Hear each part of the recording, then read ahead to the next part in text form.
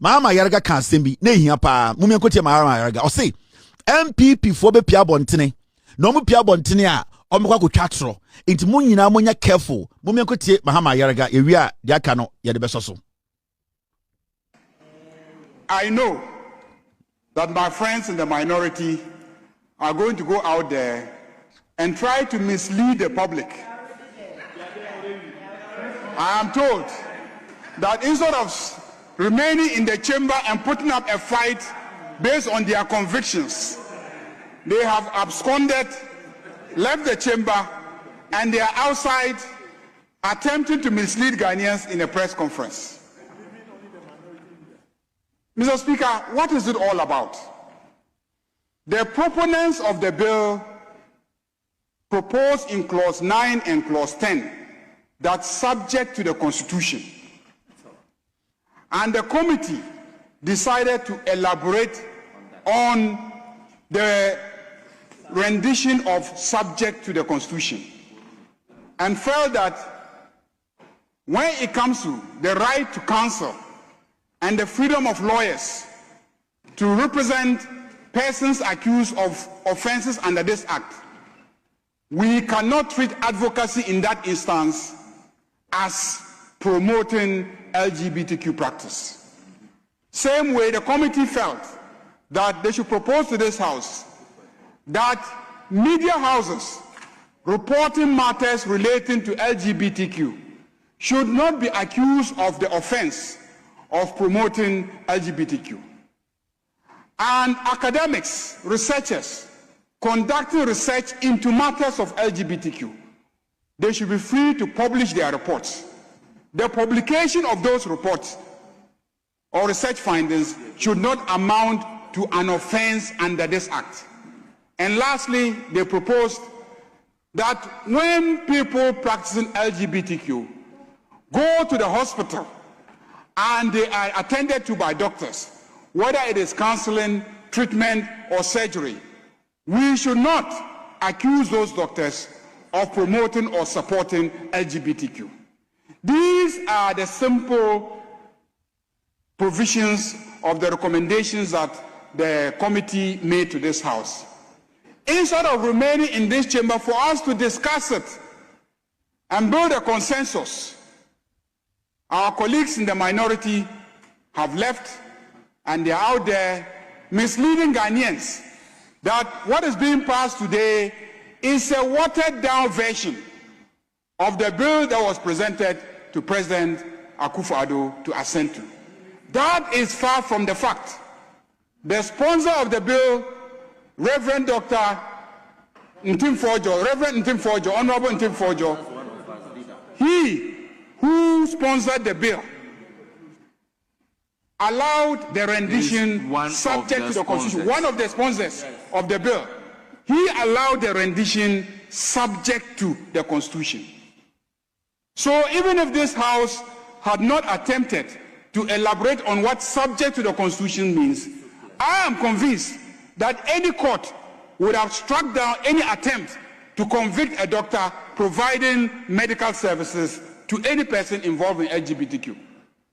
I am convinced that any court in this country would have struck down any attempt to prosecute a media house for reporting on a matter relating to LGBTQ.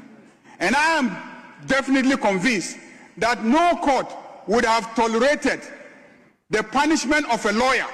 who attempts to provide legal services in defense of a person practicing LGBTQ. So, in my opinion, perhaps the committee needlessly brought this proposal to us. But I think that it is out of abundance of caution to make things very clear that the committee proposed these amendments. These are the only issues on which the minority is standing to say that the bill has been watered down. This bill is not watered down. This bill does two major things. One, this bill prohibits any practice of LGBTQ in this country. Two, this bill prohibits any advocacy of LGBTQ in this country. This bill prohibits any promotion of LGBTQ in this country. And this bill punishes anybody who engages in any of these 4 things that I have mentioned. This, I believe, is what originally was brought to this House in the last Parliament and remains what has been brought to this House. And so I want to urge Ghanaians to accept that nothing has changed. The commitments that this House expressed in the last Parliament and this Parliament remains unalloyed. And today, the bill has been passed to satisfy the quest of many Ghanaians that we should not allow the moral fiber of our society to be destroyed by these strange practices. Ijiriana Mahama Ayariga ekane brofo mu nyina ne se bill ba ko ya Ekufuado amfa ne nsan hya ase no a MPP for the buy no committee ne tena ase a omohwehwe mu no omohu se bill no a MPP for ye no na one the omde ba parliament omka say parliament embobo hu endwene hu ansa na ya pass bill no one na MPP for 2024 bill omde call say Ekufuado nko sign na one say we ye eye nipa bi a wo chro books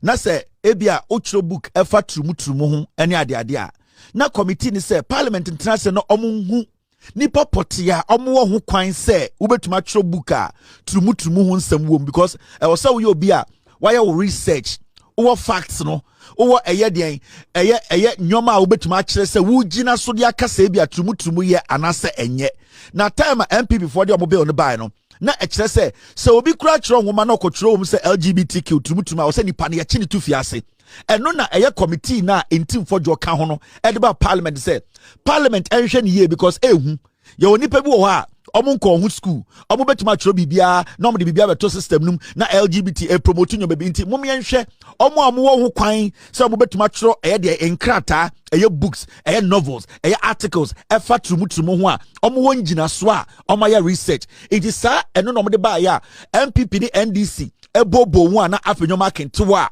intim fodwo na oti committee ni so agitum se family parliament eno na eka ho second na sa first eye de bill no mo pass here under MPP no sa we journalist kwa na oti TV so na se o ka trumutumu ho asema na sa bill no kire se wo no ye betuma kyewa koto efiase every se na woni hu kwan se ube bill no krampo aye trumutumu de aye example se o ye editorial na wakoka LGBTQ ho asema o de example no na Ekufuado mo bill no kire se wo sa journalist na o se kyew koto efiase na ejelu eno na intim for jom de ba parliament se omo hwe no mo amende na omo ntiase se nipa wo ho kwan se obedi eye LGBT ho nkomo edi a kire nipa edi a guide nipa ama nipa hu se eye na emwa anase enye inti omo de bae se omo hwe no mo ndi ho abobo no mo hu se journalist for ho kwan se omo beka tumutumu ho asem edi atufo edi eye de engina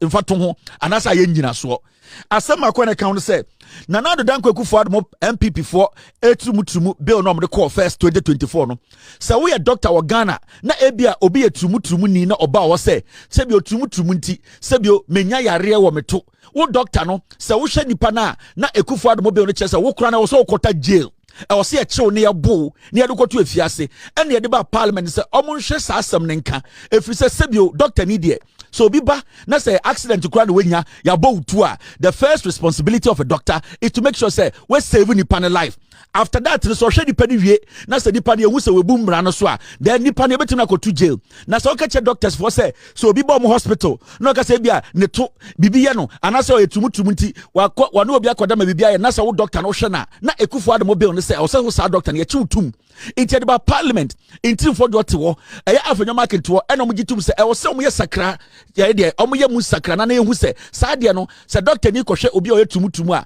so o hwe na ne ho to do wi a sa nipa no ye be hu se tumutumu na ma sa yare ne beton so a ye betume jeli nipa no na nya se doctor wo hospital no obi aba no say bia me ye gay into doctor you see me nya yare me to so doctor no wo ho kwan se obehwe nipa no o hwe ni wi a obetuma refer na ma police say tumutumu nipa wo ye nti sa first one na enye na ehu and a third one almost say obi a lawyer crampo na say obi e den